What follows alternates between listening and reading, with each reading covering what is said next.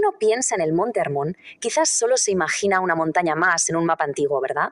Pero la realidad es que es mucho más que eso. Es un lugar lleno de contrastes, un símbolo con una carga espiritual brutal que va más allá de su geografía.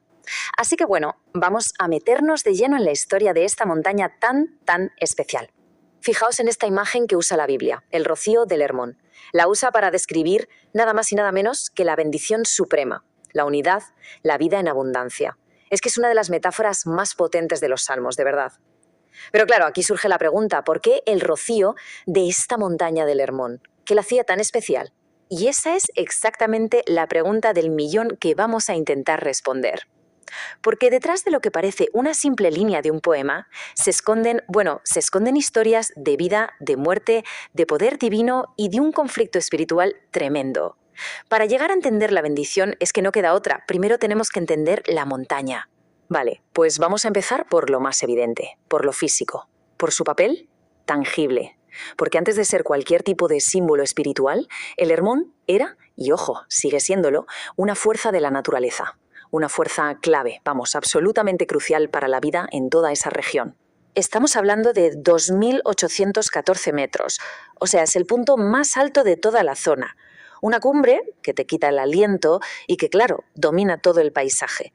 Pero lo importante no es solo el numerito, ¿eh? Su altura no es una simple anécdota, para nada.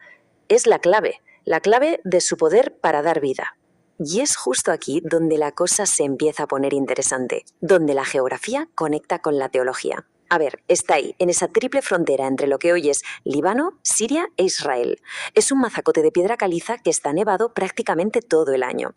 ¿Y qué pasa con toda esa nieve? Pues que su deshielo, que es la fuente principal, la fuente número 1 del río Jordán. Dicho de otra forma, sin el Hermón, gran parte de la tierra prometida sería un auténtico desierto. Así que cuando el salmista habla del rocío de Hermón, no está siendo solo poético, no. Se está refiriendo literalmente a la fuente de agua que mantiene viva a toda la región. Pero, como en las buenas historias, aquí es donde todo da un giro inesperado. Porque esta montaña, esta fuente de vida, tenía también una cara B, una identidad mucho más oscura. Vamos a ver ahora ese otro lado de la historia, su papel como centro de culto pagano. Y la primera pista, de hecho, la tenemos en su propio nombre, Hermón. Resulta que viene de la raíz semítica haram. ¿Y qué significa haram? Pues significa algo así como prohibido, sagrado o incluso apartado para la destrucción, un poco como la palabra anatema. Esto ya de entrada nos está gritando que este no era un lugar cualquiera, un lugar neutral, ni mucho menos. Y es que durante siglos la montaña fue un auténtico epicentro del paganismo.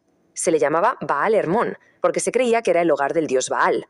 A sus pies estaba Cesarea de Filipo, un lugar que era un centro de culto al dios griego Pan y donde había una cueva a la que llamaban las puertas del Hades, casi nada. Es más, si nos vamos a textos fuera de la Biblia, como el libro de Enoc, se dice que fue allí donde aterrizaron los ángeles caídos, los vigilantes, o sea, que era, en toda regla, el cuartel general espiritual del enemigo. Claro, con todo este contexto sobre la mesa, hay un momento del Nuevo Testamento que de repente adquiere un significado espectacular. El Hermón pasa a ser el escenario de una confrontación divina que literalmente lo va a cambiar todo. Hablo, por supuesto, de la transfiguración de Jesús. A ver, la tradición siempre ha dicho que fue en el Monte Tabor, pero hay un argumento muy sólido, defendido por muchos teólogos, que dice que el lugar más lógico es en realidad el Monte Hermón. ¿La razón? Pues es bastante sencilla. El relato bíblico nos cuenta que esto pasa justo después de que Jesús y los discípulos estuvieran en Cesarea de Filipo. Y Cesarea de Filipo, como acabamos de ver, está justo a los pies del Hermón. Y esto es lo verdaderamente potente. Si la transfiguración fue en el Hermón, entonces no fue una elección al azar, para nada. Pensemos un momento. Jesús no se fue a un lugar neutral a revelar su gloria. ¿Qué va? Fue directo al cuartel general del enemigo, al centro de poder de las deidades paganas, para dejar bien claro quién tenía la verdadera autoridad divina. Fue, ni más ni menos, una demostración de poder en el sitio más simbólico que uno puede imaginar. Y con todo esto volvemos al punto de partida, ¿recordáis? Al Salmo 133, porque ahora esa metáfora del rocío de Hermón la podemos entender con una profundidad totalmente nueva. Ahora podemos, por así decirlo, reclamar su verdadero significado. Volvamos a escuchar la frase. Es como el rocío de Hermón que desciende sobre los montes de Sión. Ahora ya no oímos solo agua y frescura, ¿a que no?